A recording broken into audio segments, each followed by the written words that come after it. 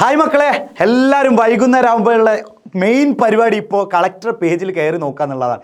കാരണം നാളെ അവധിയുണ്ടോ എന്നുള്ളതാണ് എല്ലാവരുടെയും ചോദ്യം, അല്ലെങ്കിൽ എല്ലാവരുടെയും ചിന്ത അതാണ്. ചിലർക്ക് അവധി നല്ലതായിരിക്കാം, ചിലർക്ക് അവധി ഇനിയും അവധി കിട്ടിക്കഴിഞ്ഞാൽ ഞങ്ങൾ വീട്ടിലിരുന്ന് ആകെ എന്താണ് ചടച്ചു പോകുന്നൊക്കെ പറഞ്ഞു വരുന്നുണ്ട്. അപ്പോൾ മക്കളെ, നാളെ നമുക്ക് മലപ്പുറം ജില്ലയ്ക്ക് അവധിയാണ്. നാളെ എന്ന് പറയുമ്പോൾ 2-ാം തീയതി വെള്ളിയാഴ്ച നിങ്ങൾക്ക് അവധിയാണ്. മലപ്പുറം ജില്ല മാത്രമല്ല, കോഴിക്കോട് സാധ്യതയുണ്ട്. കണ്ണൂരും മലപ്പുറവുമാണ് നിലവിൽ അവധി പ്രഖ്യാപിച്ചിട്ടുള്ളത്. അതുപോലെ തന്നെ കോഴിക്കോട് സാധ്യത കാണുന്നുണ്ട്, തൃശ്ശൂർ സാധ്യത കാണുന്നുണ്ട്. അപ്പോൾ വഴിയെ തന്നെ അതിൻ്റെ അവധിയൊക്കെ പ്രഖ്യാപിക്കും. നമ്മളെല്ലാവരും കാത്തിരുന്ന പോലെ തന്നെ മക്കളെല്ലാവരും ഈ അവധി ദിവസം നിങ്ങൾക്ക് ആഘോഷിക്കാനുള്ള അവധിയല്ല, എല്ലാവരും വീട്ടിലിരിക്കണം, എല്ലാവരും സേഫാണെന്ന് തന്നെ വിചാരിക്കുന്നുണ്ട്.